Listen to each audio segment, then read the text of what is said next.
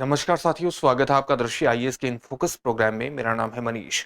अगर हम किसी भी सार्वजनिक मंच का इस्तेमाल भाषण देने के लिए करते हैं तो हमें हमेशा बोलने में शुचिता, नैतिकता और भद्रता का ख्याल रखना चाहिए, क्योंकि अगर हम इन चीजों का ख्याल रखते हैं तभी हमारा भाषण भी प्रभावी होगा और समाज को हम बेहतर संदेश देने में भी सक्षम होंगे।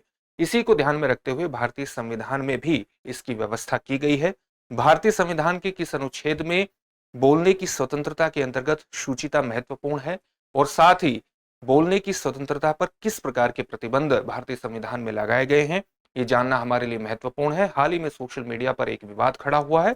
इसी को ध्यान में रखते हुए इस टॉपिक पर चर्चा करना, विस्तार से चर्चा करना हमारे लिए महत्वपूर्ण हो जाता है। साथ ही अभिव्यक्ति की स्वतंत्रता को लेकर के सुप्रीम कोर्ट ने किस प्रकार से अपनी व्याख्या की है, या आप कह सकते हैं कि ओवरऑल जो अब हम स्वतंत्रता की बात करते हैं आर्टिकल 19 के अंतर्गत, तो सुप्रीम कोर्ट ने अलग अलग मसलों पर क्या कहा है, उस पक्ष को जानना भी हमारे लिए महत्वपूर्ण हो जाता है। तो चलिए इस वीडियो के माध्यम से इन सभी पक्षों पर बात करेंगे और सबसे पहले एक बार ये भी जान लेते हैं कि किन पक्षों पर अलग अलग खंडों के अंतर्गत बात होगी। तो खबर को हमने जान लिया है, सोशल मीडिया पर एक कंट्रोवर्सी है जहां पर भाषा के अंतर्गत भद्रता का ख्याल नहीं रखा गया है, शुचिता का ध्यान नहीं रखा गया है और वो कहीं ना कहीं नैतिकता के भी खिलाफ जाती हुई दिखाई देती है।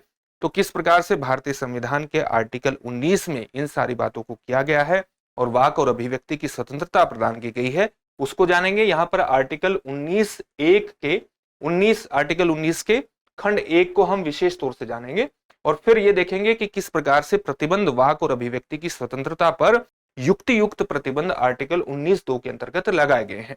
फिर सुप्रीम कोर्ट के कुछ निर्णयों को जानना भी हमारे लिए महत्वपूर्ण हो जाएगा, तो उन निर्णयों को भी जानेंगे और अंत में आपके लिए एक अभ्यास प्रश्न होगा जिसका उत्तर आपको कमेंट बॉक्स में कमेंट करके देना होगा। ये जो पूरा विषय है यूपीएससी की मुख्य परीक्षा के प्रश्न पत्र 2 उसके भारतीय संविधान जैसे खंडों से सीधे तौर पर जुड़ जाएगा। हम अपने प्रोग्राम में आगे बढ़े उससे पहले आप हमारे चैनल को सब्सक्राइब जरूर करिए और बेल आइकन दबाइए ताकि सभी प्रोग्राम का नोटिफिकेशन आपको मिल सके। इन प्रोग्राम से आप जुड़े, इनका लाभ उठाएं।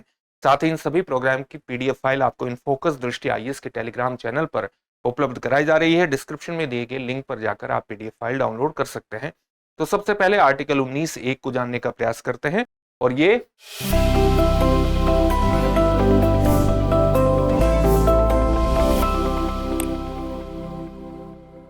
आर्टिकल 19(1) में 6 प्रकार की स्वतंत्रता की बात की गई है, जिसमें सबसे महत्वपूर्ण स्वतंत्रता की जो बात है वो वाक और अभिव्यक्ति की स्वतंत्रता माना जाता है, जिसके अंतर्गत प्रेस की स्वतंत्रता भी शामिल है। यानी आपको बोलने और किसी भी बात को अभिव्यक्त करने की स्वतंत्रता का प्रावधान कहां पर किया गया है, आर्टिकल 19(1) में किया गया है।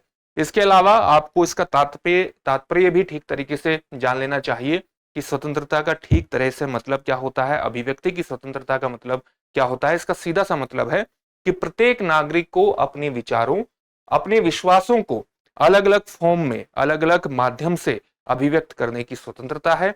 और वो माध्यम चाहे आपका मौखिक हो, यानी बोल करके आप कर सकते हैं, लेखन के माध्यम से आप कर सकते हैं, किसी मैगजीन में लेखन के माध्यम से कर सकते हैं, या किसी किताब को भी आप लिख सकते हैं, उसकी भी स्वतंत्रता आपको दी गई है। या कोई भी चीज आप छपवा सकते हैं, मुद्रण के माध्यम से आपको स्वतंत्रता है। कोई चित्र आप बना सकते हैं या किसी भी अन्य तरीके से स्वतंत्र रूप से व्यक्त करने का अधिकार है अपने विचारों को, अपने विश्वासों को। यही है अभिव्यक्ति की स्वतंत्रता। अनुच्छेद 19 में सभी नागरिकों को स्वतंत्रता के 6 अधिकारों की गारंटी दी गई है, जिसमें सबसे पहला आता है वाक और अभिव्यक्ति की स्वतंत्रता का अधिकार। उसके अलावा जो दूसरे नंबर पर आता है वो आता है शांतिपूर्ण सम्मेलन में भाग लेने की स्वतंत्रता भी इसके अंतर्गत प्रदान की गई है। कोई भी शांतिपूर्ण कहीं भी सम्मेलन हो रहा हो उसमें कोई भी नागरिक भारत का हिस्सा ले सकता है।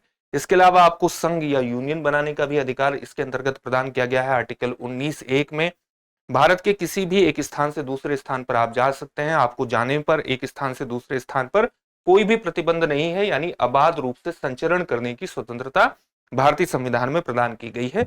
भारत के किसी भी क्षेत्र में आप निवास कर सकते हैं, कहीं भी रह सकते हैं, कहीं भी घर बना सकते हैं, इसकी भी स्वतंत्रता आपको प्रदान की गई है। और कोई भी कारोबार या व्यवसाय करने की स्वतंत्रता का अधिकार भी आर्टिकल 19(1) में आपको प्रदान किया गया है। यहां पर हम जिसकी बात कर रहे हैं वो बात है वाक और अभिव्यक्ति की स्वतंत्रता। जब भी हम किसी सार्वजनिक मंच से कोई भाषण देते हैं, कोई भी बोलते हैं, तो हमें हमेशा कई चीजों का ख्याल रखना चाहिए। डिसेंसी का, जैसे शुचिता का ख्याल रखना चाहिए। हमारे भाषा में किसी भी प्रकार से ऐसे शब्द नहीं आने चाहिए जो दूसरे का अपमान करते हो या जिसमें नैतिकता ना झलकती हो या जिसमें अभद्रता हो, तो हमें हमेशा अपनी भाषा का विशेष तौर से ख्याल रखना चाहिए और इसी ख्याल को रखते हुए वाक और अभिव्यक्ति की स्वतंत्रता जो है उस पर कई युक्ति युक्त प्रतिबंध यानी तर्क संगत प्रतिबंधों की भी बात आर्टिकल 19(2) में की गई है।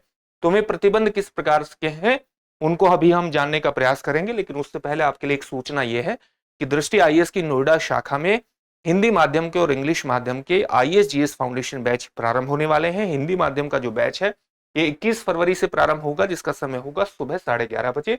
अंग्रेजी माध्यम का बैच 17 फरवरी से प्रारंभ होगा, जिसका समय होगा शाम को 6 बजे। आप 8750187501 पर कॉल भी कर सकते हैं और कॉल के माध्यम से अपने एडमिशन को सुनिश्चित कर सकते हैं। इसके अलावा प्रयागराज और लखनऊ में भी हिंदी माध्यम के जीएस फाउंडेशन बैच प्रारंभ होने वाले हैं। प्रयागराज में 19 फरवरी से बैच प्रारंभ होगा, जिसका टाइमिंग होगा सुबह 8 बजे, और लखनऊ में बैच 20 फरवरी से प्रारंभ होगा, जिसका टाइमिंग होगा सुबह 11:30 बजे। इसके लिए भी आप 8750187501 पर कॉल कर सकते हैं और कॉल के माध्यम से एडमिशन अपना सुनिश्चित कर सकते हैं। अब आर्टिकल 19(2) के माध्यम से देखते हैं कि आर्टिकल 19(1) में जो वाक और अभिव्यक्ति की स्वतंत्रता प्रदान की गई है उस पर किस प्रकार के प्रतिबंध लगाए गए हैं, उन प्रतिबंधों को देख लेते हैं। वो प्रतिबंध इस प्रकार के हैं कि वाक और अभिव्यक्ति की स्वतंत्रता जिसका उल्लेख आर्टिकल 19(1) के खंड उपखंड क में कही गई है, उसमें किसी बात के होते हुए भी किसी विद्यमान कानून के प्रवर्तन पर वो चीज प्रभाव नहीं डालेगी। यानी अगर कोई भी विद्यमान कानून है, पहले से स्थापित कानून है, उसको लागू करने के अंतर्गत उस खंड में प्रदान की गई स्वतंत्रता कोई प्रभाव कानून के लागू होने पर नहीं डालेगी।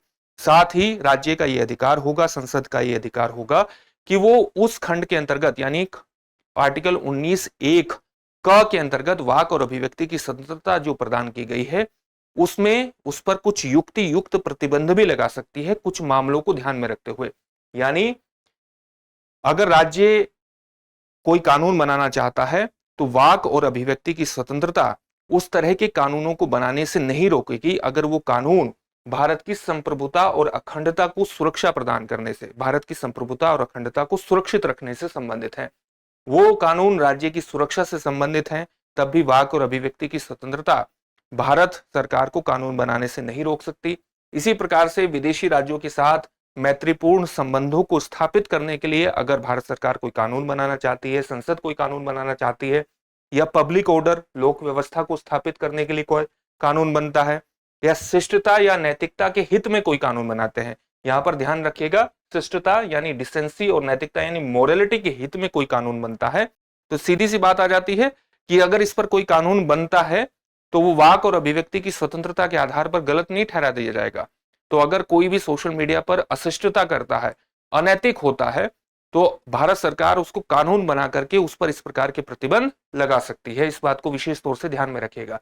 इसी प्रकार से अगर कोई व्यक्ति अगर भारत सरकार या संसद न्यायालय की अवमानना, मानहानि या किसी अपराध के लिए उकसाने के संबंध में कोई कानून बनाता है, तब भी वाक और अभिव्यक्ति की स्वतंत्रता के कारण उस पर प्रतिबंध नहीं लगेगा और भारत सरकार इस प्रकार का कानून बना सकती है। इस प्रकार के युक्ति युक्त प्रतिबंधों का इस्तेमाल वाक और अभिव्यक्ति की स्वतंत्रता पर कर सकती है।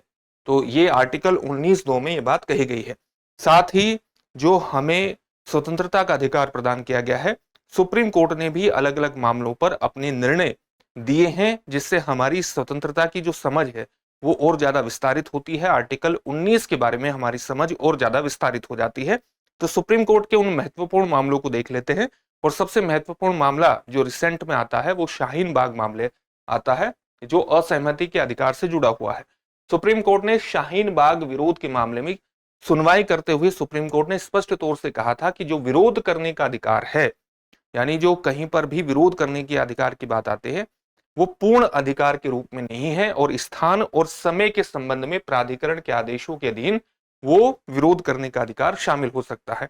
साथ ही सुप्रीम कोर्ट का एक बेहद ज्यादा महत्वपूर्ण निर्णय है जो सत्य और अभद्र भाषण से जुड़ा हुआ है।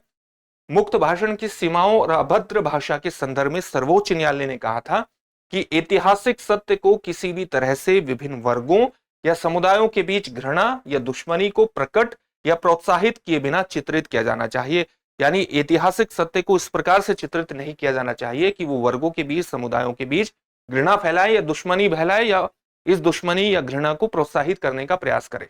इसी प्रकार से सुप्रीम कोर्ट ने सूचना प्रसार के माध्यम के रूप में इंटरनेट पर भी कुछ महत्वपूर्ण बातें कही थी। जब इंटरनेट पर प्रतिबंध जम्मू एंड कश्मीर में लगाया गया था, तो उसी मामले में सुप्रीम कोर्ट ने इंटरनेट का अधिकार को, जो अभिव्यक्ति की स्वतंत्रता का अधिकार है, संविधान के आर्टिकल 19(1) के तहत गारंटीकृत अभिव्यक्ति की स्वतंत्रता का अभिन्न अंग तो माना था, लेकिन उसे मौलिक अधिकार घोषित करने के विचार से परहेज किया था। तो उसे एक अभिन्न अंग तो मान लिया था आर्टिकल 19(1) के अंतर्गत, लेकिन उसको एक मौलिक अधिकार के रूप में घोषित करने से कहीं ना कहीं एक कदम सुप्रीम कोर्ट पीछे हट गया था। इसी प्रकार से प्रेस की स्वतंत्रता पर एक महत्वपूर्ण निर्णय रोमेश थापर बनाम मद्रास राज्य का है, जो 1950 का मामला था। उसमें सुप्रीम कोर्ट ने कहा था कि प्रेस की जो स्वतंत्रता है वो भाषण और अभिव्यक्ति की स्वतंत्रता का एक हिस्सा है, उसको एक हिस्से के रूप में घोषित कर दिया था। भारत संघ बनाम वी असन मामले में यह माना गया था कि वाक और अभिव्यक्ति की स्वतंत्रता न केवल सूचना को व्यक्त करने, प्रकाशित करने और प्रचारित करने का अधिकार है, बल्कि सूचना को प्राप्त करने का भी अधिकार है। आप देख सकते हैं कि अलग अलग मामलों में सुप्रीम कोर्ट ने किस प्रकार से वाक और अभिव्यक्ति की स्वतंत्रता का विस्तार किया है और साथ ही अन्य जो स्वतंत्रताएं हैं उन पर भी काफी कुछ कहा है। इसी प्रकार से बीजो इमैनुअल बनाम केरल राज्य मामला 1986 में सीधे तौर पर सुप्रीम कोर्ट ने कहा था कि वाक और अभिव्यक्ति की स्वतंत्रता में केवल बोलने का ही अधिकार शामिल नहीं है, बल्कि उसमें मौन रहने का अधिकार भी शामिल है। तो इस प्रकार से आप देख सकते हैं कि आर्टिकल 19(2) के माध्यम से वाक और अभिव्यक्ति की स्वतंत्रता पर कुछ युक्तियुक्त प्रतिबंध भी लगाए गए हैं। और इसके अलावा सुप्रीम कोर्ट ने भी कई बार कहा है, अपने निर्णयों के माध्यम से कहा है, और उसके निर्णयों से निकलता है कि हम अभद्र भाषा का इस्तेमाल नहीं कर सकते, या भाषा का इस्तेमाल इस प्रकार से नहीं कर सकते कि वो दो समुदायों के बीच, दो वर्गों के बीच किसी भी प्रकार से हिंसा भड़काए या किसी भी प्रकार का द्वेष पैदा करे या द्वेष को प्रोत्साहित करे। तो हमेशा इन चीजों का ख्याल रखा जाना चाहिए। अब इस टॉपिक से संबंधित एक प्रश्न देख लेते हैं। प्रश्न है, वाक और अभिव्यक्ति की स्वतंत्रता का अधिकार भारत के संविधान के किस अनुच्छेद में दिया गया है? आपके ऑप्शन है अनुच्छेद 14, अनुच्छेद 19, अनुच्छेद 21 या अनुच्छेद 25। इस प्रश्न का उत्तर आप हमें कमेंट बॉक्स में कमेंट करके जरूर दीजिए। फिर से एक नए सेशन में आपसे मुलाकात होगी। धन्यवाद। डियर व्यूअर्स, अपने एग्जाम की तैयारी को और बेहतर करने के लिए हमारे चैनल को लाइक, शेयर और सब्सक्राइब करना न भूलें।